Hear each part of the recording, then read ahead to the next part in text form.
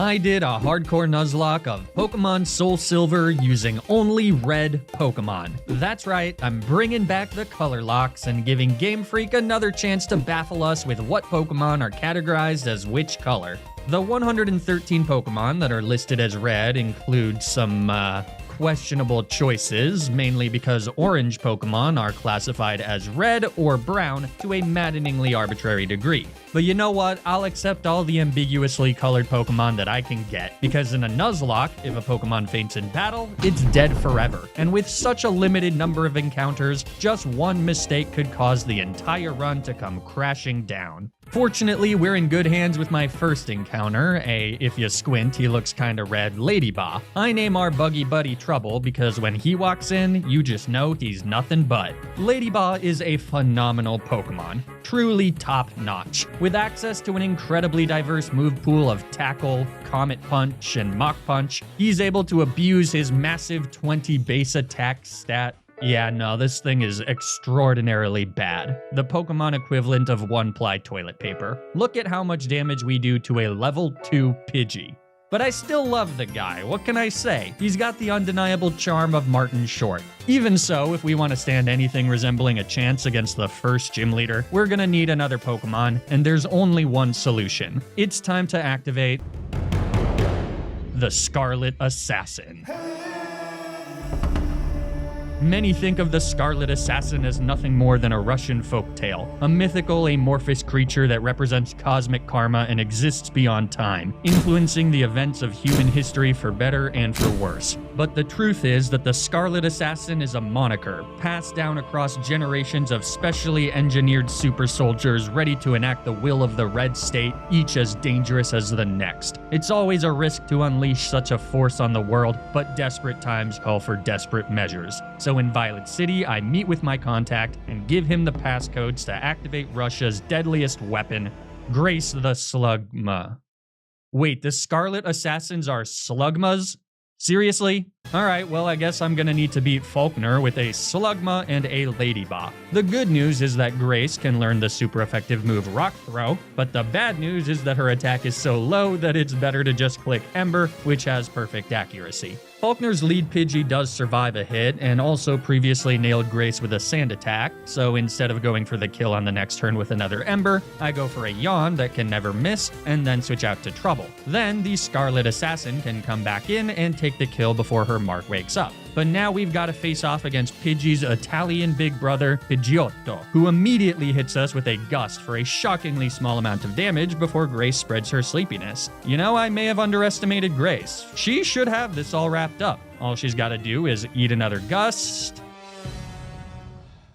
Okay, well now this is pretty bad, because our attacks do very little damage to Pidgeotto. All I can do is hope that the Scarlet Assassin can seal the deal before our foe wakes up, but it simply wasn't meant to be. Falkner rolls the one-turn sleep and sends Grace to meet the Scarlet Assassins of the past. And it should come as no surprise to anyone that Trouble has virtually zero chance at winning this fight. Yes, Gusts don't actually do much thanks to his oddly respectable special defense stat, but Comet Punch might as well be doing negative damage, and then the Mediterranean bird rudely gets another critical hit to extinguish the tiny flickering hope of an Underbug victory. So it's back to square one and time to begin again. Trouble remains equally as useless, but the new version of the Scarlet Assassin, now named 22, has a notably higher attack stat, which should better swing things in our favor. Right away, Rock Throw is now enough for the one-shot into Pidgey, and it should also be enough for the three-shot into Pidgeotto, so as long as Falkner doesn't get another nasty critical hit before falling asleep, which he doesn't, or another early wake-up, which he also doesn't, the Scarlet Assassin is able to take out his target with an Ember, winning us the very first gym badge of the run. And that means that we can get a handful of new encounters, because in the Pokemon Center on Route 32, a gentleman, aptly dressed in red, gives me the Old Rod. And this crusty stick lets me head outside and immediately fish up a red Magikarp. Of course, Gyarados is not a red Pokemon, so I won't be able to evolve too well, which means that her only use is, well, let's just say best case scenario for Too Well is that she never sees the battlefield, if you know what I mean. But with the Magikarp encounter checked off, I can now head back to Cherry Grove City and fish up another encounter, Ronan the Crimson Krabby. No shell armor means that our sweet little crustacean is still exposed to critical hits, but even with the lesser of his 2 potential abilities, his base attack stat of 105 is a welcome addition to the team given that it's significantly more than the base attack stats of all 3 of my other Pokemon combined. In Union Cave, I can also fish up a Goldeen, easily the most questionable addition to this supposedly all-red roster. But I don't make up the rules. Well, actually, I do, but rather I don't make up the color classification, so take that up with Jim and the rest of the gang at Nintendo. Regardless, with last time the hasty Goldeen officially making us a team of 5, we now have to face off against Bugsy, a matchup that's difficulty completely depends on what moves Scyther feels like using. Wasting turns with Focus Energy and Leer? Good. Immediately going for U-turn? Bad. And ultimately what Bugsy decides to do. This means that he effectively gets to nail Ronan with a nasty U-turn for free and bring in Metapod to eat the Rock Tomb. At the very least, it's not a one-shot, so Bugsy uses a Super Potion, and our held Shell Bell can be used to gain back a skosh of HP. Once Metapod falls, Scyther comes back out, and this time does indeed go for a Leer, which means that Ronan can connect with a quad-effective Rock Tomb for nearly a one-hit kill. This does drop Scyther's speed, though not enough for us to move first, and fearing another nasty U-turn here, I decide to switch out and bring in the Scarlet Assassin. Unfortunately, Scyther merely sets up a Focus Energy, meaning that I blew my chance to get an easy KO. And then on the following turn, again anticipating U-turn, I go for Yawn, but since I'm instead just hit by a Quick Attack, it ends up being yet another mistake. Ultimately, I'm unpunished as Trouble comes in to eat another hit, and with Scyther now asleep, I'm free to switch back to Ronan, who then takes the kill with another Rock Tomb. Not the cleanest fight by any measure, but at the end of the day, the second gym badge is ours, and we remain deathless. On the way to Goldenrod City, Trouble gets to evolve into Ladian, a slightly less terrible Pokemon that at the very least is undeniably red. Stay the Paris's orange tint certainly strains credulity a bit, but there's also much worse offenders. Grace, the mischievous little fly, is definitely red, though since Yanmega is not, she unfortunately won't be evolving. So as we head into the Goldenrod City gym, this has gotta be just about the Mickey Mousiest team I've ever used to take on Whitney. But if all goes according to plan, she'll never know what hit her. It starts by sending out the Scarlet Assassin to face off against Clefairy. After she fails a Mimic, we can hit the Cutie Pie with a Yawn. Then it's a switch to Trouble as our enemy once again fails a Mimic. And with Clefairy taking a snooze, Trouble can start setting up. That's right, we're sweeping Whitney, baby. Phenomenal sleep luck means that we can get all the way up to +6 attack from 3 Swords Dances, courtesy of the Goldenrod City Game Corner. And then after that, Trouble gets a clean KO with a super effective Drain Punch, courtesy of the Goldenrod City Department Store Lottery. So all that's left is Miltank, but since Trouble actually manages to outspeed Whitney's self-proclaimed tank, we can fire off a nasty +6 super effective Drain Punch for a little over 50%. Bro still only has a base attack stat of 35 for some reason. Doesn't really matter though, because Miltank just misses a rollout, which wouldn't have killed without a crit anyways. So on the next turn, Best Bug kills the Dairy Cow, and we've won the 3rd gym badge. Well, actually, Whitney throws a hissy fit before actually giving me the badge, but to be honest, I don't blame her. She just got swept by a Ladian. Imagine losing a Pokemon to a freaking Ladian. That's what happened to you in Renegade Platinum. Yeah, that's the joke, Garchomp FJ. Pointing it out ruins the joke. Well, must not be a very good joke if it's so easily ruined. You know what, buddy? You better watch your tone. I don't like— Did someone say what? What's going on? Who said that? Ugh, it's my spawn conscience. He comes out when I— Who the f are you? Well, it's me, Flygon HG. We talk all the time. Why do you look so weird? Okay, first off, rude, but what are you talking about? I look like this all the time. No, this is some reality-bending dark magic, and I am not sticking around to figure it out. I'm gone. You come get me when you want to do a regular 2D ad segue. I have not paid enough for this. Okay, well, I guess it's just you and me, Spawn Conscience. Spawn Conscience, hello? Wow, I can't wait to go home and watch a movie. Did someone say what? There he is. I'm sure you're wondering who I am. No, I know who you are. You're my I'm your Spawn Conscience, and I'm here to tell you about the sponsor of this video, Holzkern. Yeah, I love Holzkern. They're an Austrian accessories company that specializes in making unique products from wood and other natural materials. Holzkern started by selling watches, but they've since expanded to include jewelry, sunglasses, and even wooden handbags. Valentine's Day is rapidly approaching, and with Holzkern's free express shipping to anywhere in the world, you still have plenty of time to pick up the perfect gift from the hundreds of different designs in Holzkern's catalog for that special someone in your life. In fact, Holzkern guarantees shipping by Valentine's Day if you place your order before February 11th. Dana wears her Holzkern jewelry all the time, so for Valentine's Day, I got her a pair of pearl and gold ocean foam earrings, as well as a pair of blue marble and rose gold opacity earrings. I love wearing my Antoninus watch, but I also just picked out the Miser watch as a gift for my brother. I think he'll love how the detailed etchings look around the maple wood backing, but he doesn't actually know about the gift yet, so this will be a great test of whether he actually watches my videos. If I don't get a text after this goes up, I'm giving the watch to Poppy. So if you want to check out Holzkern and pick up a unique gift for the loved one in your life, or maybe just for yourself, then you can use the link in the description down below and my code FLYGON15 to get 15% off your purchase store-wide. Thanks so much to Holzkern for sponsoring this video. Now, let's get back to the challenge.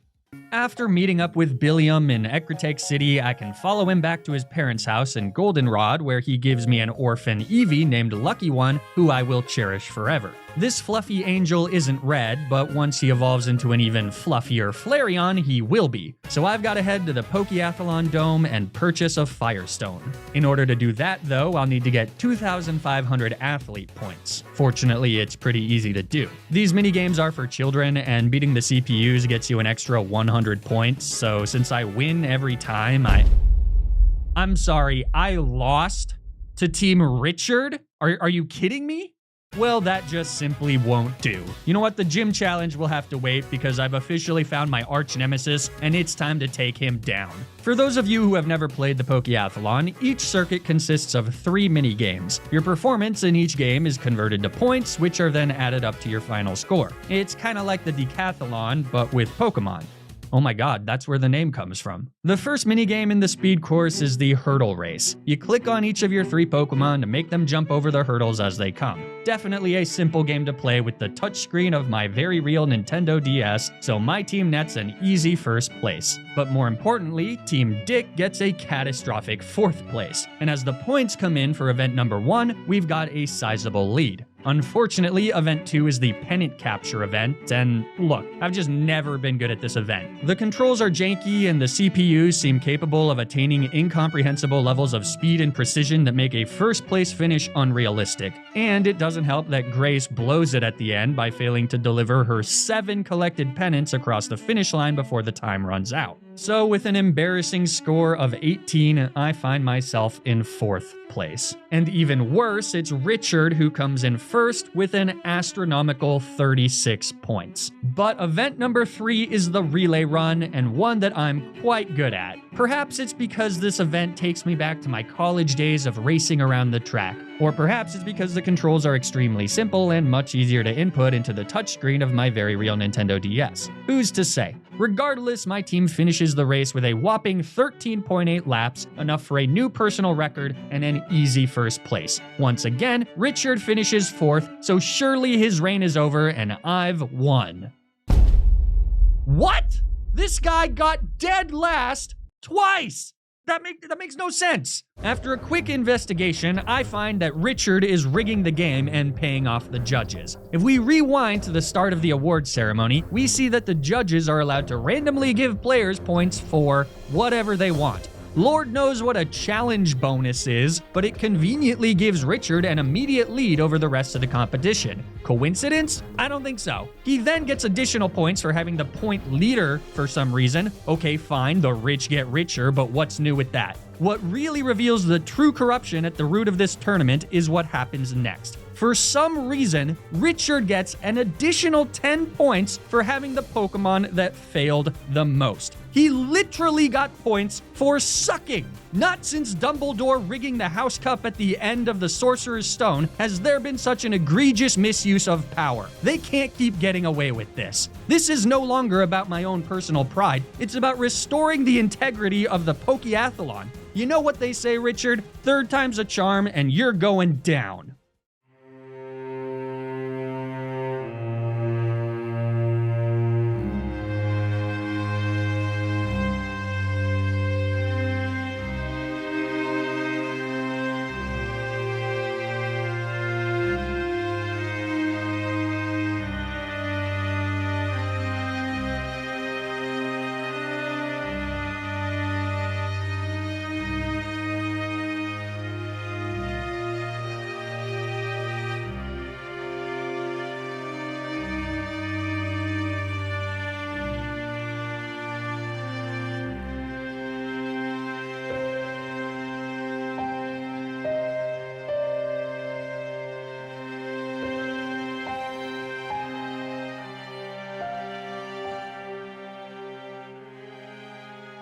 With that abysmal performance, it was clear that I needed to walk away. My thirst for revenge was clouding my judgment, and I was playing angry. I was blinded by rage, and my performances were weaker because of it. I needed to stop. I needed to recover and relax, step away from my very real Nintendo DS, and live life away from the screen. But I couldn't. I had to beat Richard, and I knew that if I could have just one more chance, we'd be able to dethrone the king. The only problem is that Richard was gone. Like a ghost in the night, he vanished without a trace. In his place was another contestant, but they pale in comparison. Without Richard, I was able to win the Pokeathlon. Easily. Repeatedly. But if it wasn't against Richard, then what was the point? It meant nothing. I couldn't say I was the best until I had beaten the best in a head-to-head battle. But no matter how many times I played the Pokeathlon, Richard never showed up again. Was this on purpose? Was this some sort of sick joke? Was Richard taunting me? Intentionally avoiding confrontation because he knew that it would create an emptiness inside my heart that would fester and eat away at my psyche until I was nothing more than a hollow husk of the man I once was, completely consumed by obsession, unrecognizable to even my closest loved ones? Hey, Flygon? This is supposed to be a Nuzlocke video. Don't you think maybe you should just move on? Yeah, you're probably right, Garchomp FJ. Thanks. We'll move on. No problem, Flygon. I'm just looking out for you. Yeah, he's gone. I don't think he'll be coming back anytime soon. The Pokeathlon Dome is your domain, Richard. And the money? You'll wire it directly to my account? Oh yeah. I know exactly what I'll be spending it on. With the Firestone, I can evolve Lucky One into the fluffiest and, dare I say, cutest evolution, meaning that I've finally got an actually good Pokemon on the team, despite one of the most unhinged level-up movesets I've ever seen. Smog at level 57? Why? But anyways, we can also head to the Burn Tower to catch a Magmar named Almost Due. And with the added firepower, it's time to fight the 4th gym leader Morty.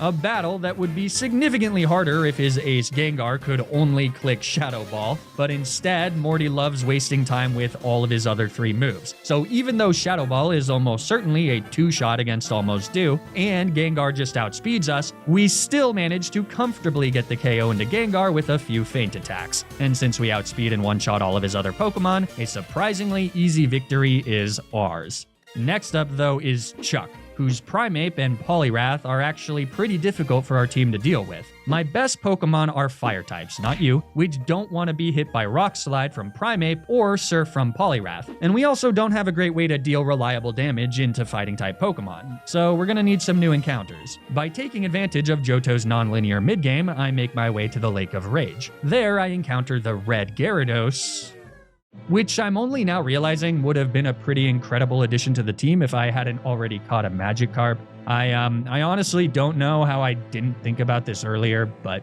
oh well. This triggers Lance's Vigilantism arc, which gives me access to the Rocket Hideout where I can catch a Voltorb named Run. But I can also pick up the TM for Thief here, which means I can head to Route 38 and steal a Metal Coat from a Wild Magnemity. Then I can make my way to the National Park, where I enter the bug catching contest and nab a Scyther. Starlight easily wins top prize against a Weedle and a Venonat, before immediately evolving into possibly our reddest encounter yet, Scizor. Can't say I love her minus attack nature, but steel types are phenomenal in this game, and Technician is an incredible ability. From here, I go to the westernmost routes of Johto to catch a Gloom named Be Here. Both Gloom and Oddish are obviously classified as blue Pokemon, but Vileplume is actually classified as red, presumably because of the giant red flower that obfuscates his body. Again, take it up with Nintendo, I don't know. But with all that out of the way, we've got a pretty formidable team and some decent answers into Chuck's Pokemon. Though I do fear that this will still be a grueling fight that'll require connecting through Primeape's double teams and dodging Poliwrath's Hypnosi. Whatever. I lead with Run, now an Electrode, who can at least outspeed Primeape and nail him with a Choice Specs Thunderbolt before he manages to set up a double team. But wait, that just one-shots? Seriously? Okay, well, Thunderbolt also one-shots Poliwrath, so that's the 5th gym badge, I guess. Nice. And since we've already cleared through most of the fluff of the mid-game at this point, the next 2 gym battles are basically back-to-back. Price's Seal is one-shot by Thunderbolt, Piloswine is handled by Metal Claws from Starlight, and then Dewgong, who doesn't know a Water-type move, is eventually knocked out by a few returns from Lucky One. Jasmine, on the other hand, is much more simply swept by Flamethrowers from Lucky One. He may not be the best evolution, but you could do a lot worse than our lovable mixed attacker. As usual, the rocket takeover of Goldenrod City is overwhelmingly easy and requires little more than mashing the A button through an endless number of grunts and boss battles. So our next major threat is the 8th gym leader, Claire. Her dragon types are terrifying, and other than Ronin and Last Time, none of my Pokemon can learn an Ice-type move, so both her and ultimately Lance are a huge issue. Fortunately, there's one more eligible encounter on Ice Path who not only happens to be a powerful Ice-type, but is also a speedy special attacker that can single-handedly sweep a huge chunk of the Elite Four. Yeah, that checks out. Well, I can also fish up Babe the Remoraid from Route 44, who evolves into the Bright Red Octillery. So she too can learn Ice Beam, but with such a low speed stat and extremely lackluster bulk, she's not good for all that much. Which means that against Claire, we're gonna have to think outside the box. Or maybe extremely inside the box, depending on your perspective. Claire leads with Gyarados, and I lead with Stay, who's able to eat a Dragon Rage and put the fish to sleep with a Spore. This grants me a safe switch to Trouble, who then proceeds to set up Swords Dances. But unlike against Whitney, Trouble's not trying to get off his own sweep. No, he's retired from hand-to-hand combat and has instead taken up a supportive role on the team. With Baton Pass, he can give all of his attack boosts to Ronin, who's then free to outspeed and one-shot every single one of Claire's Pokemon with Facade. Now, you might be asking, doesn't Ronin also learn Swords Dance? Wouldn't it have just been easier to have him set up his own sweep? And the answer to those questions is yes. Before heading to the Indigo Plateau, we gotta confront Luigi because... Wait, I actually have no idea what the purpose of this is. Did Team Rocket anger Lugia? Am I stopping something cataclysmic from happening here, or am I just barging into Lugia's house for no reason? I really have no idea, and I'm genuinely shocked that I've never noticed this before. What's the point of this? But regardless, a confrontation with Lugia is imminent, and the only way to get out of it is for Run to do what she was born to do. It was always going to end this way, for what are electrodes useful for, if not this? What? Oh, you thought that... No. Run doesn't explode, Run runs. It's literally their name. I'm not just gonna blow up an electrode for no reason. Who would do that? Now, the final challenge before the Elite Four is the final fight against my rival BMR. But other than having a thematically on-point hair color, there's nothing really notable about this or any of our previous battles. He's almost always underleveled and his Pokemon have terrible movesets, which is the perfect two-ingredient recipe for a completely forgettable rival. BMR really doesn't hold a candle to He Who Must Not Be Named. So with that, we've made it to the Pokemon League. We remain completely deathless, but without the proper encounters, Lance is easily one of the hardest champions in the franchise, and our answers are questionable at best. But without any further ado, let's see if this team has what it takes to become champions of the Pokemon League. First up, William, who unfortunately has a pretty bad time dealing with Starlight. Night Slashes take out his lead Xatu, Bullet Punch one-shots his Jinx, and X-Scissors snipes his Exeggutor. U-Turn isn't quite enough to one-shot Slowbro, but it lets me swap into Ron on a Curse and then take the KO with a Thunderbolt. Xatu is also one-shot by another Thunderbolt, so that's yet another easy victory. Similarly, Koga is barely worth mentioning. With Flamethrower, Lucky One gets clean KOs on Ariados and Fortress. Muck can't deal damage to Steel types, so Starlight is free to snipe him off with Aerial Aces through Minimize. Crobat can deal damage with Wing Attack, but he wastes so much time with double teams that we can get the KO before Starlight is in any real danger. And finally is Venomoth, who gets taken out by another Flamethrower from Lucky One. That's 2 Elite Four members down.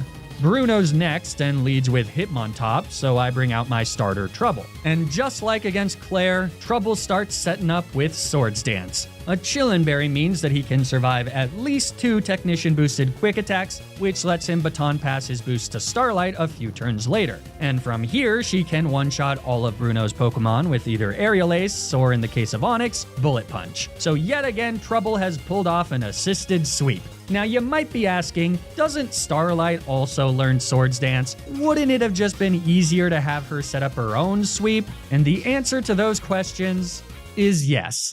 Karen is the final member of the Elite Four, and dear lord does this set of trainers just get absolutely destroyed by Scizor. A combination of X-Scissor and then Aerial Ace to better play around Double Team takes out Karen's Umbreon. Against Houndoom, I switch to Lucky One on a Flamethrower. Then with a Choice Scarf from my mom, we can outspeed and hit a return. And it's a good thing that Lucky One has his Scarf, because Houndoom goes for Nasty Plot, which could easily get out of hand if we don't just simply take the KO on the following turn.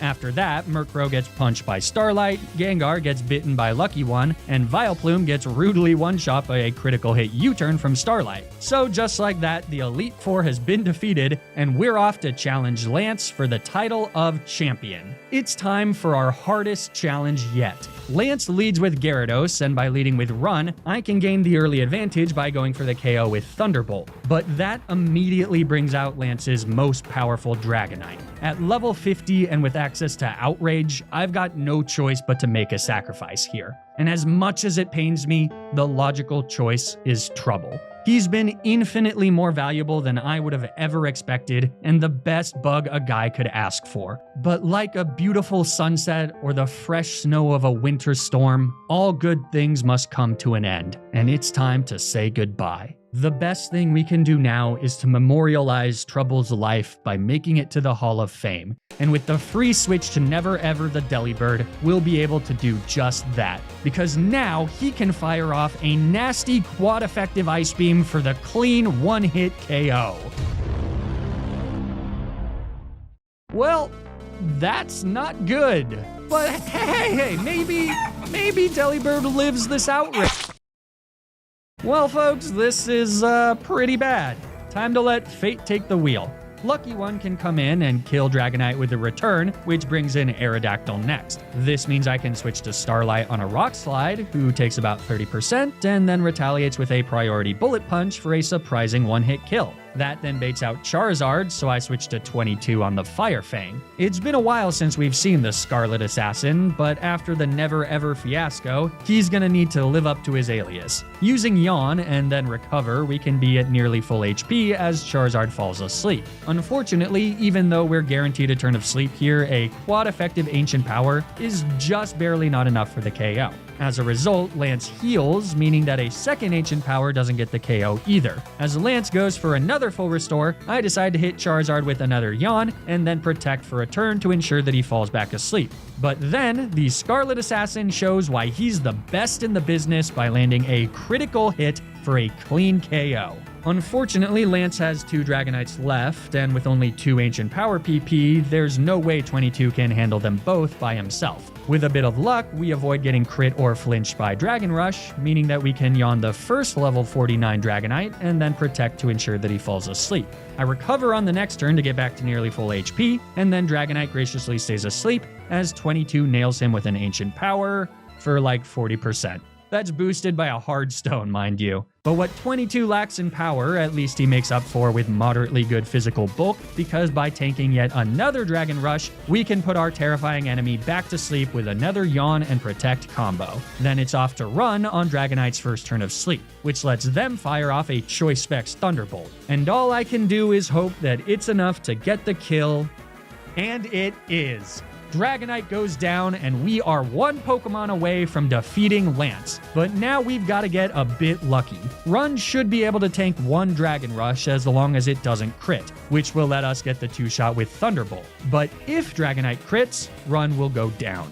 Thunderbolt does well over 50%, and then Dragonite goes for a Thunder Wave, which means that in addition to a critical hit, Run can now also get fully paralyzed or flinched from Dragon Rush. Except that Dragonite actually opts for Hyper Beam, so scratch that last one. But as Run's HP bar drops, it all comes down to this. Run connects with Thunderbolt, knocking out Dragonite and winning us the fight against the Dragon Master. We've officially become champions of the Pokemon League and made it to the Hall of Fame. But as is always the case with Johto playthroughs, we're not quite done.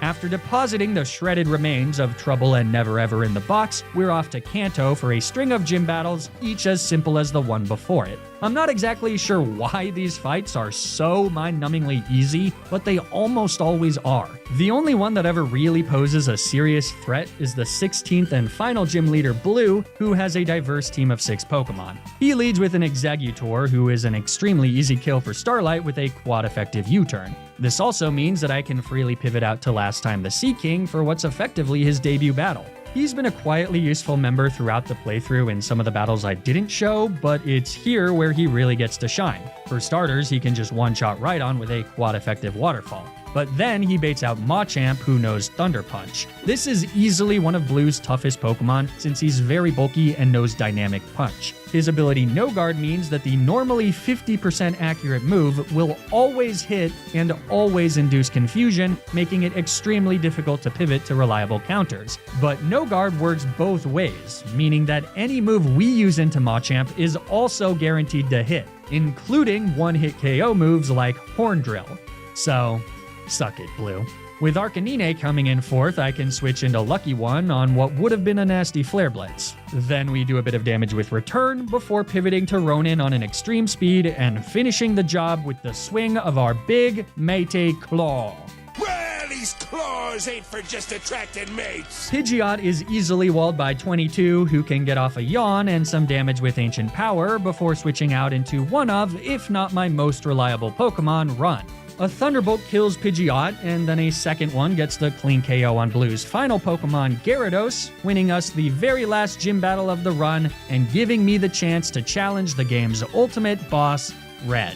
There can only be one Red-based Pokemon trainer, so this kid's gotta go. Before that though, now that I finally have access to the HM for Rock Climb, I can go to Cinnabar Island and pick up the game's Soul Magmarizer, which evolves Almost Due into a Magmortar. He's also the only Pokemon I have that can learn Rock Climb, so he has to come along for the final fight against Red. The rest of my team is filled with Pokemon that I think have the best chance against Red's team of 6. I really don't think Last Time should be out of his Pokeball here. I don't know how he's alive. But he is indeed our lead into Red's mighty ace Pikachu. And by mighty, I mean easily outspeedable and one-shottable with Waterfall. It's a Pikachu, I don't know what to tell you. But far more intimidating is Venusaur, who threatens the KO into my fish with Frenzy Plant. So I bring in Almost Due, though instead of going for the kill, Venusaur just goes for a Sleep Powder that misses. Lucky for sure, but I was really hoping Red would use Frenzy Plant so that I could safely set up a sunny day. Instead, I now have to go for the KO with Flamethrower, which doesn't even one-shot, so Almost Due gets put to sleep. And since Flamethrower didn't even put the dino into range of the Hail Chip, Red gets to heal for free. Almost Due takes another turn of sleep, and then Venusaur retaliates with a massive Sludge Bomb, which will absolutely kill us on the following turn. So I switch to Starlight, who's immune to Sludge Bomb, and then use U-Turn to nail Venusaur for solid damage. Our held Shell Bell recovers a tick of HP before Almost Due comes in on the Sleep Powder. So another switch back to Scizor on another Sludge Bomb, followed by an X-Scissor is enough to finally take out Red's first starter. That brings in Charizard, so it's off to Lucky One on the Flare Blitz, and then with his trusty Choice Scarf, he outspeeds to land a critical hit return that barely misses out on the kill. But by living up to his name, Lucky One dodges an Air Slash, and before Red can heal, the Hail Chip takes out Charizard. But fourth is the speedy Blastoise, and without Sunny Day to activate Be Here's Chlorophyll and one-turn Solar Beams, I don't have a great way to deal with this Pokemon. I first switched to Last of Us on what I assumed would be a Water-type move, though it turns out to just be a Focus Miss. Since it, as the name suggests, just misses, I can stay in and hit Blastoise with a Soft Facade before eating a Focus Blast that manages to connect. The next one also connects as I switch to Run, but it doesn't matter since they eat it fairly well, and then retaliate with a Thunderbolt for the KO. Fifth is Snorlax, so I bring in my Resident Steel type on a Resisted Crunch. With Snorlax's bizarre moveset, we should have the advantage in this matchup, even if we can't hit him for super effective damage. The Shell Bell gives us back just a bit of HP, but it should be enough to survive whatever attack Snorlax uses. He starts with a Blizzard, which immediately freezes. That's not great. My team is officially in pretty rough shape. I stay in for a turn, hoping for the instant 20% chance to unfreeze, but it doesn't happen, so Snorlax fires off a nasty Giga Impact. However, that means that Red's forced to recharge for a turn, and I can now safely bring out Lucky One. With the several turns of Hail Chip, Snorlax should be in range of a clean KO with Return, but Lucky One comes up just short. And worse, Snorlax lands a critical hit crunch. After Hail Chip, Lucky One hangs on with 6 HP as Snorlax falls, but that turn means that we're now in serious trouble. Lapra is Red's final Pokemon, and with Lucky One so low, our enemy's next move will be completely random. If it's Brine, I can pretty safely switch to Be Here, but if it's Blizzard or a Paralysis from Body Slam, I'm throwing away my win con. It really sucks, but Lucky One has to go down to ensure that we win this run. He can fire off a return for a solid chunk of damage, but then, frustratingly, he goes down to a Brine. With that last heartbreaking sacrifice, Be Here takes the field. And with a Choice Specs boosted Giga Drain, he knocks out Red's final Pokemon, winning us not just the battle against the best trainer in the game, but the entire run. Man, I really didn't want to have to sacrifice Lucky One there, especially after his clutch performance against Charizard. But with the freeze from Snorlax's Blizzard and the critical hit from Crunch, there wasn't much I could do without risking a potential wipe. RIP, Lucky One, nobody was as fluffy as you. As always, thank you all so much for watching. This was a really fun run, and I definitely want to do more challenges like it. So if you have an idea for a future color lock, let me know in the comment section down below. And while you're there, it'd be great if you could like the video and subscribe to the channel. Or don't, I don't know. But I do know that you should check out my highlights channel for highlights of the challenge I'm currently streaming. The Renegade Snaplock is a ton of fun, and my editor is doing a great job with those videos. Stay tuned for more Nuzlocke content, and until then, remember to always play around the critical hit.